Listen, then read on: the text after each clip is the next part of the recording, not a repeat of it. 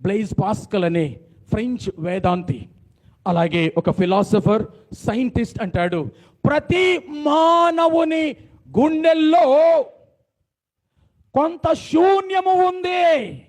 ఆ శూన్యం యొక్క షేప్ ఎలా ఉంది అంటాడంటే గాడ్ షేప్డ్ వ్యాక్యూమ్ అని అంటాడు. దేవుని రూపము కలిగిన, దేవుని సైజు కలిగిన, దేవుని కొలతలు కలిగిన ఖాళీ శూన్యము ప్రతి వానిలో ఉంది. ఈ శూన్యాన్ని మానవుడు మానవవాదంతో నింపుకోవాలని ట్రై చేస్తున్నాడు, ఫిట్ అవడంలే.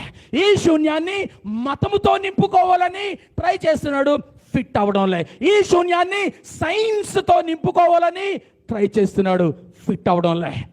ప్రియమైన దేవుని బిడ్డలారా, ఈ మొబైల్ షేపులో ఉన్న జాగా ఉంటే దీనికి తగ్గట్టుగా ఉన్న జాగాలోనే ఇది ఎలా పడుతుందో, దేవుడు ప్రతి మానవునిలో తను మాత్రమే చెందే, తన కొలతలకు మాత్రమే ఫిట్ అయ్యే జాగాను ప్రతి యవ్వనురాలి హృదయంలో ఉంచాడు.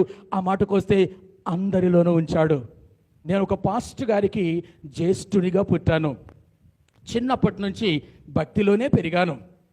కానీ ప్రియులారా, నేను క్రీస్తు యేసు ప్రభువును స్వరక్షకునిగా నా జీవితంలోనికి ఆహ్వానించనంత వరకు ఆ శూన్యం అలాగే ఉండిపోయింది. పాటలు పాడేవాడిని, క్విజ్ చేసేవాడిని, ప్రసంగాలు కూడా చిన్నప్పటి నుంచి చేస్తుండేవాడిని, క్రైస్తవ కార్యక్రమాల్లో పాల్గొంటూ ఉండేవాడిని, అయ్యగార్లను గౌరవించేవాడిని. ఇవన్నీ ఉంటుండేవి, శూన్యం అలాగే ఉంటుండేది. చదువుకుంటుండేవాడిని, ఫస్ట్ క్లాస్లో కాలేజ్ ఫస్ట్లో వస్తుండేవాడిని, అయినా శూన్యం అలాగే ఉంటుండేది. జ్ఞానాన్ని నేను నమ్ముకున్నాను, అయినా శూన్యం అలాగే ఉంటుంది.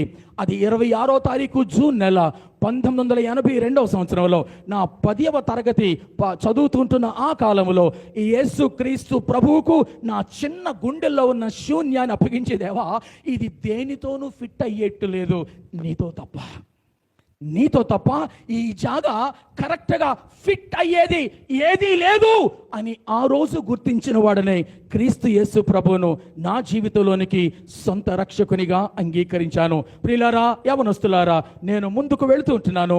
మానవవాదం నిన్ను ఇలా పాడు చేస్తుంది, నిన్ను పాడు చేస్తుంది, నీ కొడుకును పాడు చేస్తుంది, నీ సంఘాన్ని పాడు చేస్తుంది, వెరసి సమాజాన్ని పాడు చేస్తుంది. నీవు ఏ రోజైనా న్యూస్ విను, న్యూస్ పేపర్లు చదువు, అక్కడ ఆయా విధాలుగా సాంఘిక దురాచారాలకు, రాజ్యాంగ ధిక్కరణకు, న్యాయ చట్టాల ధిక్కరణకు పూనుకుంటూ దొరికిపోతూ ఉన్నవారు ఎక్కువ మంది యువకులే, యవనస్తులే. ప్రియమైన దేవుని బిడ్డలారా, అలాంటి వారికి నేను ముగింపులో ఈ మాట చెప్పి ముందుకు వెళ్ళాలనుకుంటున్నాను. మానవవాదం నేను చెడగొడుతుంది. కాబట్టి రక్షణవాదం గురించి ఆలోచించి చూడు. రక్షణవాదం ఏం చేస్తుంది? ఇందాక చెప్పాను కదా, ఈ మొక్క నేలలో ఉండేట్టు ఎలాగైతే ఉండాలో, ఆ చేప నీళ్లలో ఉండేట్టు ఉంటే ఎలా బాగుంటుందో, దేవుని ఆలోచనలోంచి పుట్టిన ఆత్మ వైన నీవు తిరిగి దేవుని ఆత్మతో మమేకమవునట్లుగా, సృష్టికర్తకు మరలి నువ్వు చేరుకున్నట్లుగా రక్షణవాదము నీ మీద ప్రభావం చూపిస్తుంది. మానవవాదం నిన్ను చెడగొట్టడానికి, రక్షణవాదం నిన్ను బాగు చేయడానికి.